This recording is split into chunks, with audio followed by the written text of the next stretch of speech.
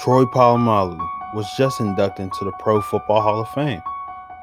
Polamalu was a reckless force to be reckoned with on the field, while off of it, he was just keeping up his hair.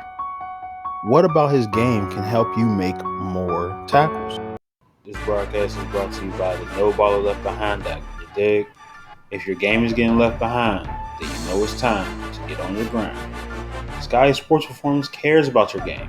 That's why we make these videos. Become that player you dream about and make it a reality. If you really want to learn how to not miss tackles like Troy Polamalu, there's 3 things you must remember. First, you must have the mindset. Second of all, you must understand about initial contact. And third of all, you must wrap up ferociously. So the first point. Troy Polamalu was out there knocking people's heads off for a small fee. He was never thinking twice. If you looked up making a play at 100 miles per hour in the dictionary, he will probably be in the dictionary with his hair flopping. This is an important part of his mindset because he wasn't half-stepping. He literally seen a play to make and made it. So how does this affect you? Understand that in the game of football, especially on the defensive side of the ball, you must be able to read and react quickly. Notice how in every single one of these clips, he is moving with a purpose and lives with the result of it.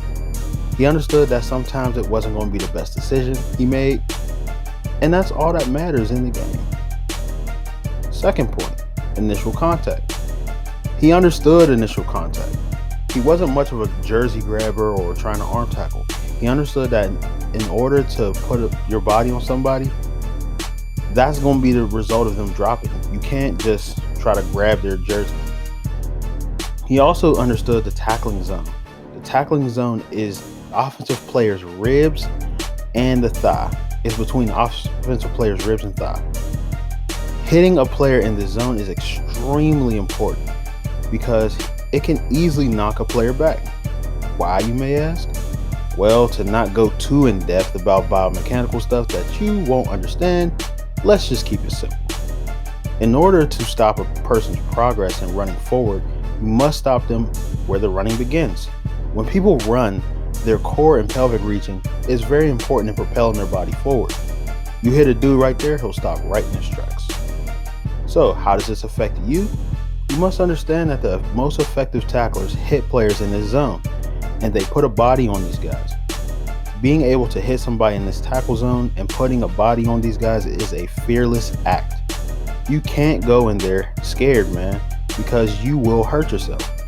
Going in there not ready to knock a person's wig off will get you hurt. Make sure that you keep your head up while going in to make a tackle so you don't injure yourself as well. And lastly, the third and final part is wrapping up. You have to be able to bring the player to the ground. Just making great contact isn't going to get the job done most of the time. When you wrap up, you have to wrap up ferociously to grab the player.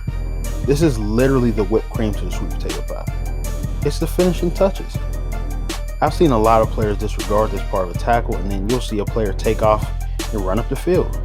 Remember to wrap up. Check this video out on the screen if you want to be mean on that green, or real on that field, or extort on that court. The No Baller Left Behind Act supports this video. You feel me?